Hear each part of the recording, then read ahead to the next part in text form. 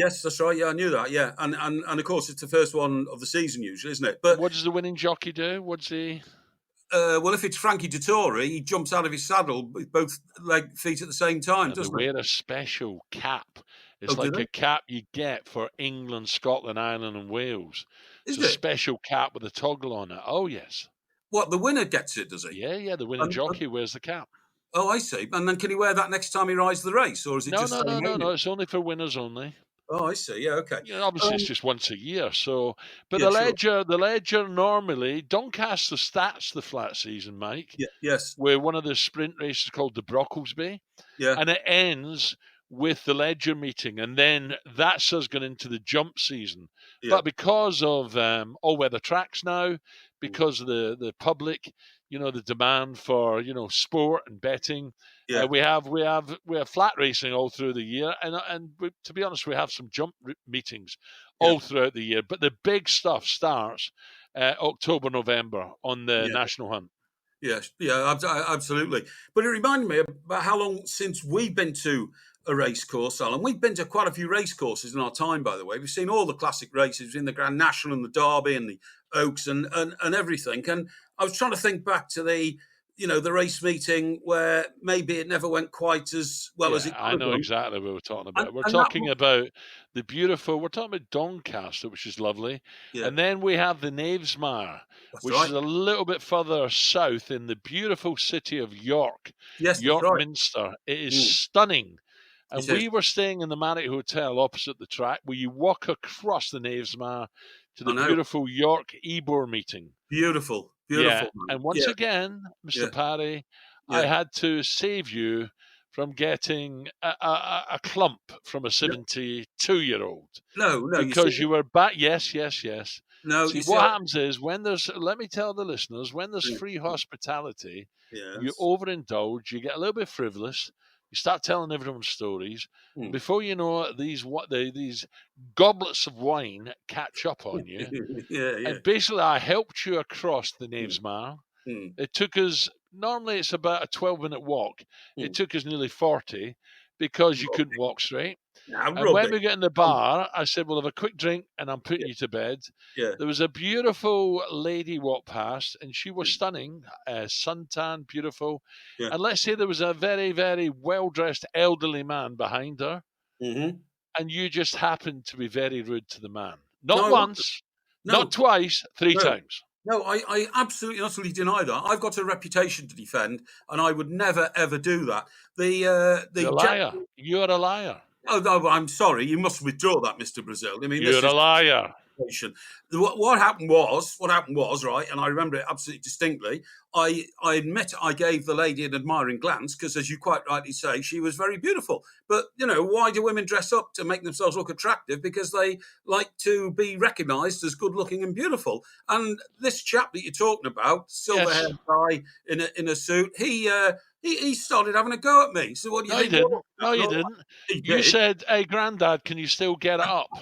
Oh no, I didn't. That is a complete and utter lie. So Listen, then why, after 3 goes at the poor fella, yeah. he came over, he leant down to you, you were smirking away with your wine, and he put the head back, and right away I guessed, and I jumped in, I heard him say, "I might be 72, you tube, but I'm going to knock you out, I'm going to stick the heat in you." And his Well, head went back, and luckily for me, or luckily for you, I got my hand between them, and I had to dust the guy down, take him to the bar, yeah. get him to have a drink. You were bang out of order.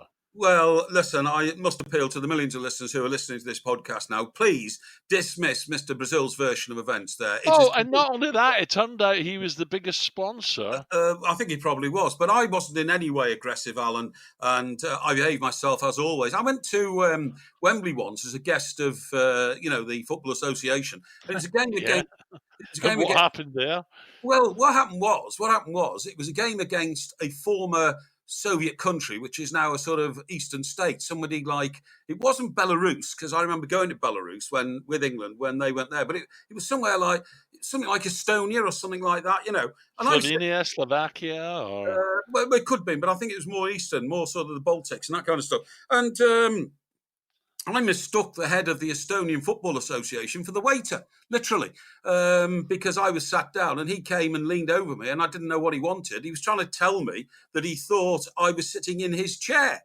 And he didn't speak very good English, and I, said no, and I didn't, and he wanted me to move, but I didn't know what he was talking about. I didn't know he was the head of the Estonian Football Association, and so I fobbed him off, and then he got all unhappy. But again, they said that was just a terrible mistake. And all I was trying to do was be helpful and help this guy get on with his job. It's a wonder, Mike. It is a wonder when I think back how you ever worked for the Football Association. Well, that was years ago, Al. That was. Maybe you were opening doors. No, I wasn't opening doors. You were. Yeah. Before. Yes. Near the Marriott Hotel, Westminster Bridge, was the FA some sort of museum. No, it's the Hall of Fame, and I went to pop in there myself. Yeah. To have a little look because I used to live in one of the apartments around the corner. Yeah. And there he was, Porky, with the gloves on, opening doors for people. Oh, you see. Good afternoon, sir. Would you like to have a look round? See, another attempt to destroy my reputation in all forms. Were you working at the FA's Hall of Fame? Tell the truth. I was on sort of what you might call gardening leave between senior jobs in Fleet Street, okay? And a mate of mine was involved in this project, and I said, yeah, sure, I'll come down and help you out. It was that sort of thing. I mean, that's actually why I ended up at the Football Association in the first place, because again, a mate of mine, actually it was David Davis, who everybody knows. He used to be the BBC sports commentator, and he was a reporter on Nationwide in the northwest of England, out of Manchester. And he got the job as, head of communications. He had nobody there. Terry Venables had just been appointed the manager of the England football team and had no representation. David Davis rang me up knowing that I am a prime and specialist communicator, okay, Al? I'm a communicator, that's the best way to describe me. He said, can you come along to Lancaster Gate, where the FA was based in those days? Graham Kelly's the chief executive. We need a lot of help. I went along and I sorted it, Al. I sorted it. Was he a Blackpool man? Sorry? He was a Blackpool man, I believe, Graham Kelly. You're absolutely right, Al. Actually, funny enough, not even Blackpool, much closer to where you and I worked up there, Lytham St Anne's. Oh, Lytham, very nice. Yeah, he's from Lytham. Strange place, Lytham St Anne's, because it's so prosperous. Why? Well, because it's so prosperous, and it's one of the most prosperous enclaves of the Northwest, along with places in Cheshire where you lived when you were a Manchester United footballer. And yet, literally down the road, 1 mile down the road on the coast, you've got one of the poorest towns in the country, Blackpool. Which you called a dump. That's another story. No, I've never called it. Yes. You called it an absolute dump. Why are we here? No, I didn't. I went the other way. I said, I'm a boy from the Northwest anyway. I'm from Chester. I love Blackpool. And I went off and went to the fair. I didn't. We were doing radio. Yeah. And I had a barrage of emails saying, get him off the air.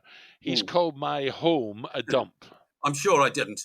But anyway, once again, misleading the millions of listeners. Getting back to racing for a while, I've been meaning to ask you this for ages now. Whatever happened to our horse?